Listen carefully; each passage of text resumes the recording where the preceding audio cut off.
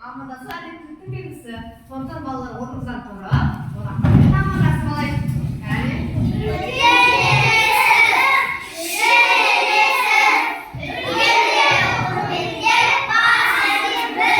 Тамаша балалар отырамыз.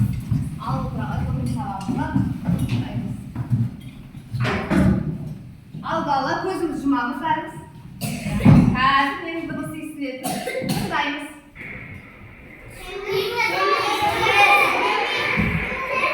Көзіміз ашамыз. Ненің дауыс естірміз? Теңіздің судың.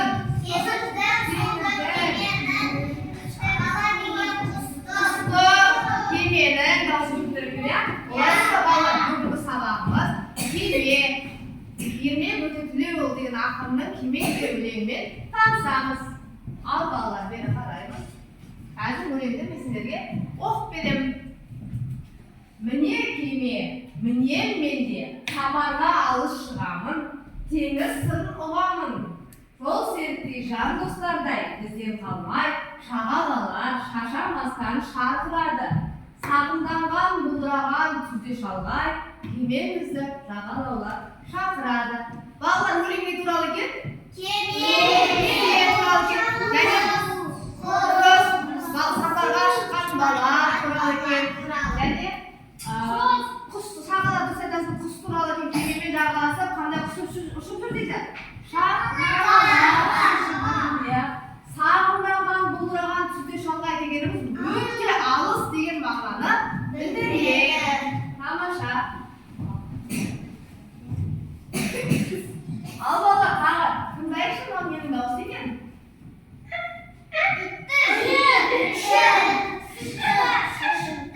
Дұрыс айтасыздар, күшіктің дауыс екен. Күшіктің қызылдап үргеніне қарағанда бірдеңесінің дұрыс емес екені белгілі, иә? Бізден көмек сұрағысы келіп тұрғандай. Әні көрейікші, күшік біздің неден көмек сұрайды екен. Ал тыңдай күшікті.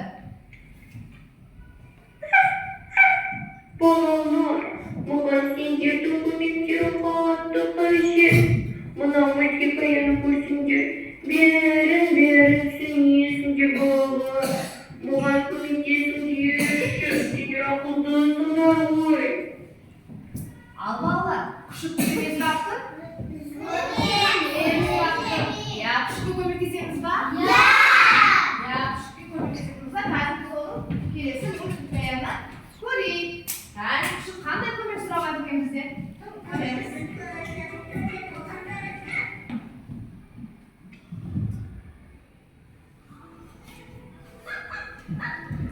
Мұқият тыңдаймыз. Қалай, күшігім-ай, су беттің жүруі көремес. Өйткені ол сұйық. Апанымен басса, уақыт кетесің. Бірақ су беттен кемеге мініп шықсаң болады. Кеме? Кеме, мұхитта немесе теңізде жүзе алатын көліктің түрі. Алғашқы кезде кемені ағаштан жасайды. Оның үлкен жүргені болған. Ал қазір бұл күшімен қозғалатын кемелерді қолданады.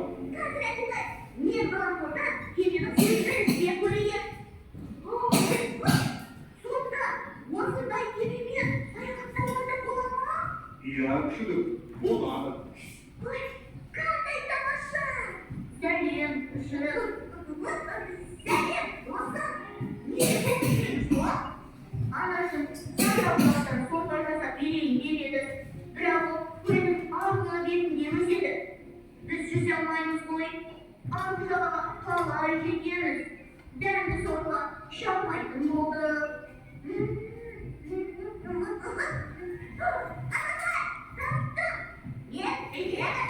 Иә, не ойлап таптым?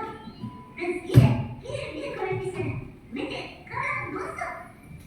Қазір керегемені көлдің арғы бетіндегі саңырауқұлақтарды сүріп қайтамыз. Қандай керемет! Осылайша балалар біз кемеге мініп, Марғау екеуміз саңырауқұлақ теңге бардық. Саңырауқұлақтың бәрін теріп алды. Салысқан бүкіл саңырауқұлағымызды алып кетті. Енді не істейміз деп мұңайып қалдық.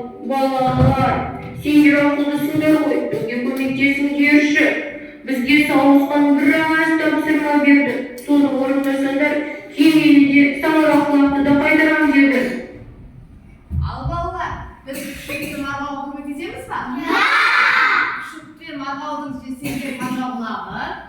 сауысқан ұрлап алып кетті. Егер біз сауысқанның берген тапсырмаларын орындайтын болсақ, сауысқан марғау мен күшіктің саңырауқұлақтарын қайтарып береді екен, және үйіне кемемен жетіп алады екен. Көмектесеміз бе марғау? Тамаша. Ал қазір сауысқанның тапсырмасын көрейік. Сауысқанның бірінші тапсырмасы бізге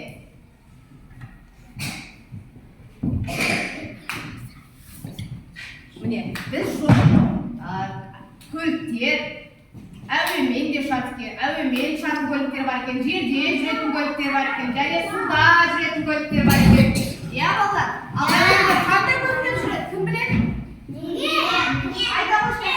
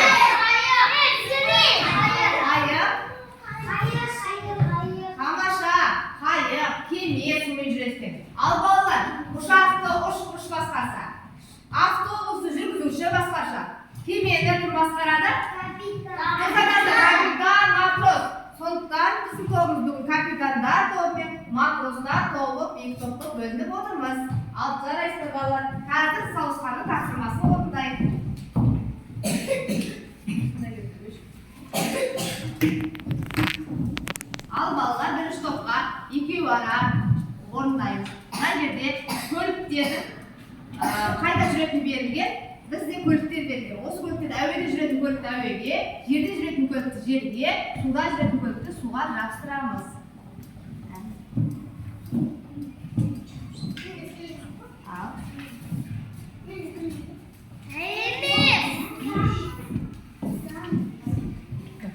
Жабыстырамыз.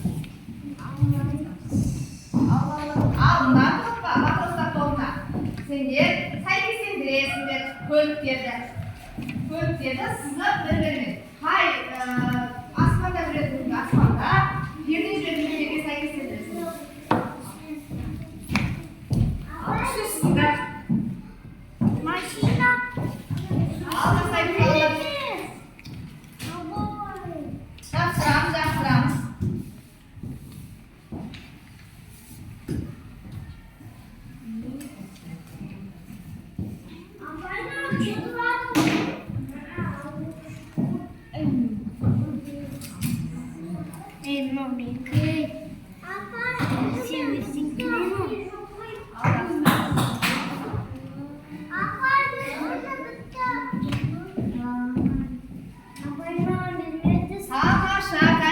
Шағынылар болыпты, дұрыс.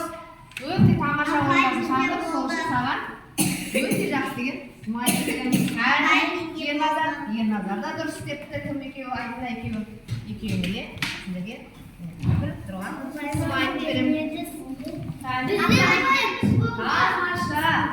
Нұрилаға да, Асылға да, Айменаға да.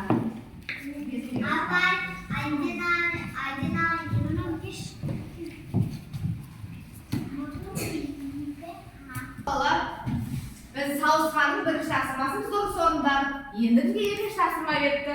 Түні түсті асықтар ойын ойнайын еткенбіз қазір біз. Түні түсті асықтар ойын ойнаймыз.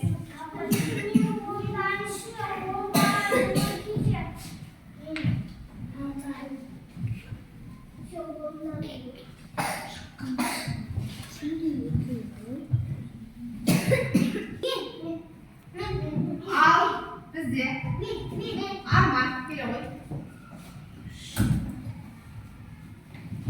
Мына текшені лақтырамыз. Қай түсетін көрейік. Сары түсті сары бетін ашамыз. Сары асықты ашамыз. Сары асықты. Ал ненің суреттері берілген? Пішін? Не? Фигурал айтайықшы пішін деді. Үш бұрыш. Төрт бұрдырма бар.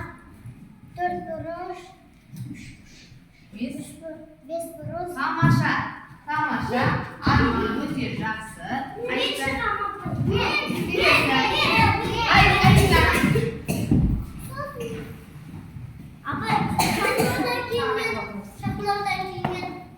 Сары екінші сарын ашамыз. Ал. Жыл мезгілдерін атаймыз. Оқушыларға атып, жыл мезгілдерін атап берші. Қане, көктем.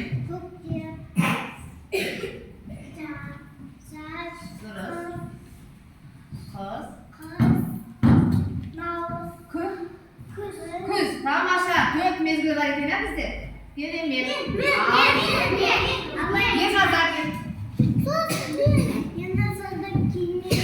Ерназар.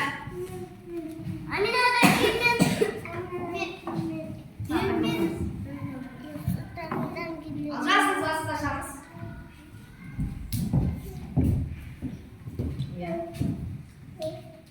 Ал. Төрт түліктерді атап берші. Үйдегі төрт түліктер. Алып. Сиыр, қой, ешкі. Тамаша. Ал шамды келе ғой. Ал балалар, шаршап қалған болатын орнымыздан тұрып, сен түзәмізек тәні бәрін орнымыздан тұрамыз.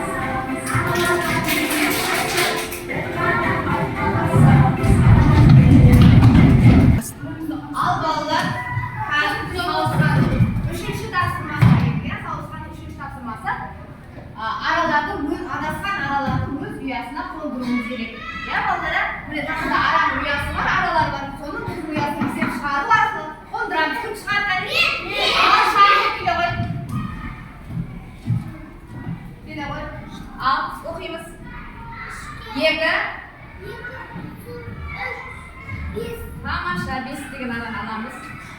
5 деген ара қане? Аламыз да, ұясына жапсырамыз. Керемет, тамаша.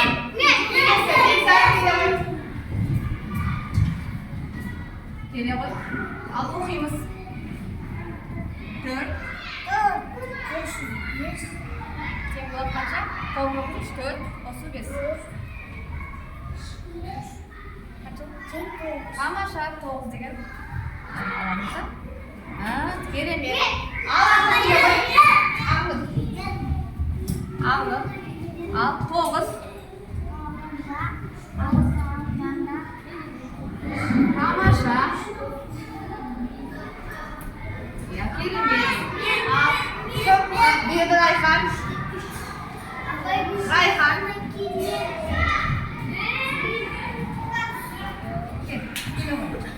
Алты оқимыз. 6. Ол балалардың қараңызшы. Ал балалар сауысқанның 4-ші тапсырмасы бізде ақылды кемелер. Яғни қазір мен кемелер берем, оның ақылдыға қатысты бізде көмектерде ақылды кемелер. Қазір көреміз.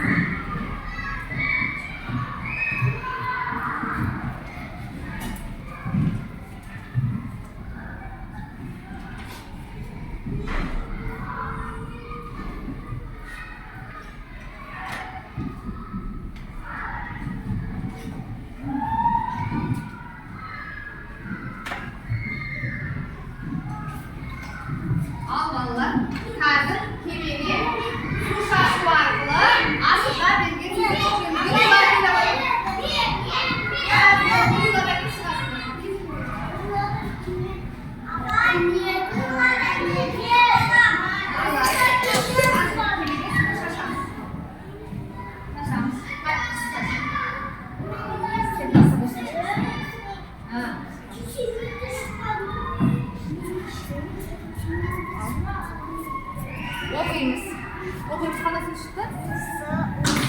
Тамаша.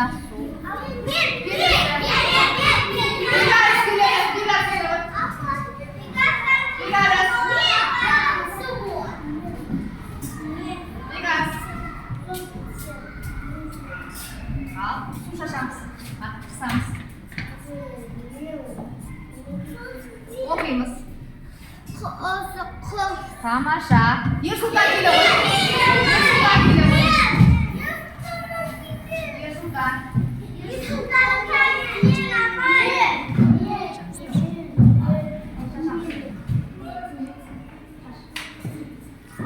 Ана сөз шықты.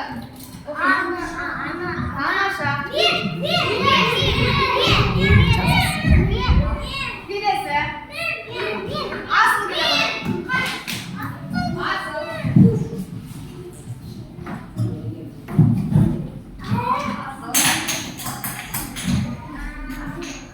Келе ғой, су шашамыз. Қысаймыз. Наденасы. Су шашамыз. Шаш. Қандай сөз шықты? Қандай сөз шықты? Қолмен жазып берші. Ата деген сөзін жүрген. Ата.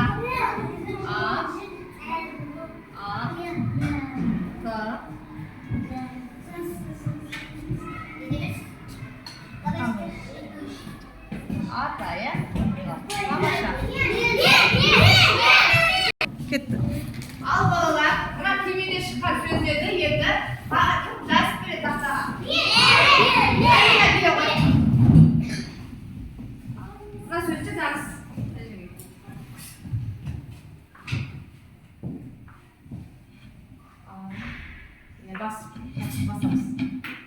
Басып. Осылай, ал басып. Тамаша. Керемет. Райхан келе.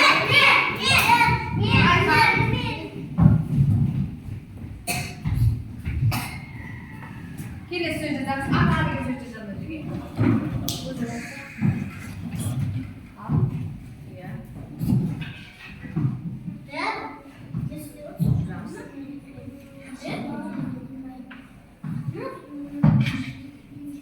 Қандай сөз болды, оқыш? Тамаша. Келесі. Кел.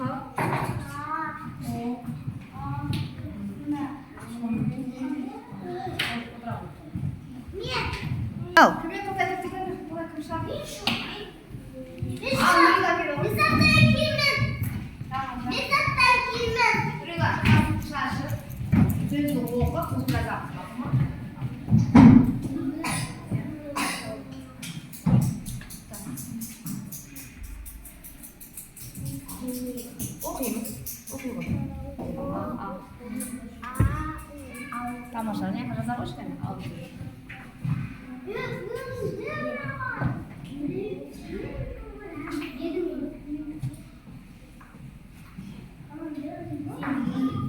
Оқимыз. Тамаша, бірелаға. Қауысқанның соң тапсырмасы, біз кемені суға жұмсуымыз керек. Қазір ғайдеде кемелер берілген. Бір кемеден аламыз.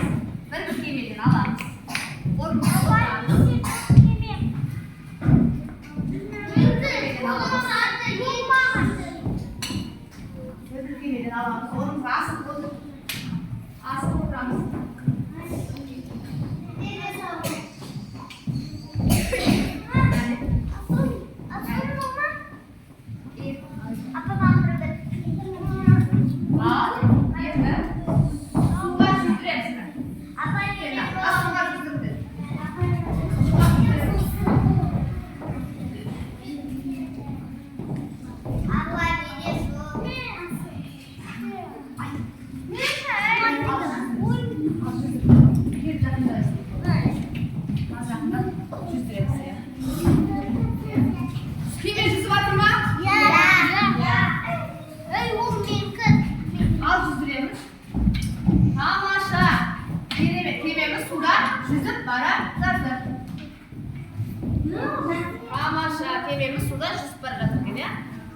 Бастым. Ал балалар, Рахмет сендерге балалар. Сендердің арқаларында сауысқан бізге үйге жетуге кемемен рұқсат беріп бағауға самұрау құлақтарын қайтарып берді. Алақай, көп рахмет. Сау болыңдар. ал балалар, біз күшік пен марғауға көмектестік па? Сауысқан бізге самұрау құлақтарды қайтарып берді ма? Біз өйткені сауысқаны көптеген тапсырмаларын орындады. Сондықтан сауысқа, күшік пен марғауға самұрау құлақтарын қайтарып беріп, кемемен үйіне қайтарды. Ал балалар, кеме қайда жүреді көлік екен? Кемені кім басқарады екен? Капитан басқарады екен. Ал кеме деген сөзде қанша әріп бар? Кім айтып береді кәне? Дұрыс айтып тұрсыңдар.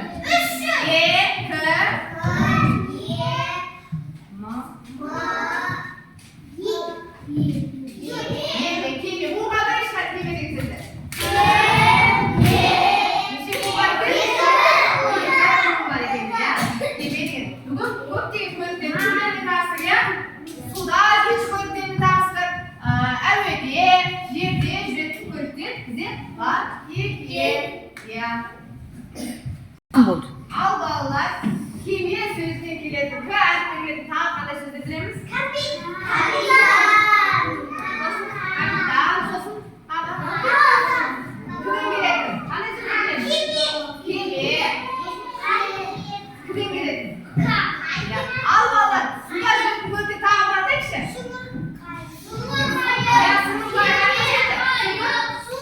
Астында жүреді кеме, судың бетінде жүреді. Біз суда жолмен жаяу жүре аламыз ба суда? Кемемен жүреді екенбіз, тамаша балалар, ал алдымызға қарай жүреді. Ал балалар енді. Ал балалар, қазір біз сабағымыз өте қызықты болды ма? Қызықты болса, жасыл киізге жапсырамыз. Ал қызық орташа түсінікті болса, көк үйге жапсырамыз. Ал сабақ қызықты болмаса, қызыл үйге жапсырамыз. Ал бірінде аспай, бірінде жапсырамыз, орнымызға отырамыз. Жапсып болғанымыз орнымызға отырамыз. Жапсып болғанымыз орнымызға жапсырамыз. Аспаймыз, таласпаймыз, аспаймыз, жапсырамыз, кесілгеннен жапсырамыз.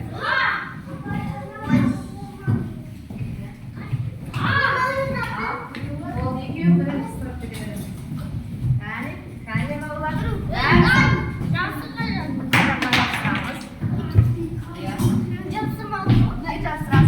жапсырасың. Келе ғой, мынаның үстіне келіп жапсырып кете бер, мынаның үстіне келіп жапсырып кете бер. Үстіне келіп, ұстап. Міне, тамаша. Жақсы болды ба? Жақсы болды. Ал, болды, тамаша. Орнымызға отырамыз. Ал балалар, бүгін қандай сабақтың қандай кеме туралы білдік, кеме суда жүретін туралы білдік. Суда тағы кеме, қайық жүретін білдік. Біз бүгін күшікпен марғауға көмектестік, саңырауқұлағын алуға. Балалар, бүгінгі сабағымыз осымен аяқталды.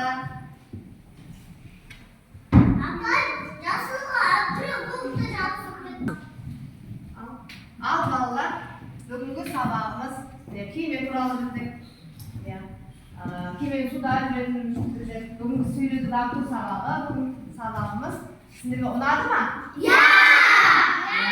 Сабақта бүгін көптеген ойындар ойнадық, мультхикая көрдік,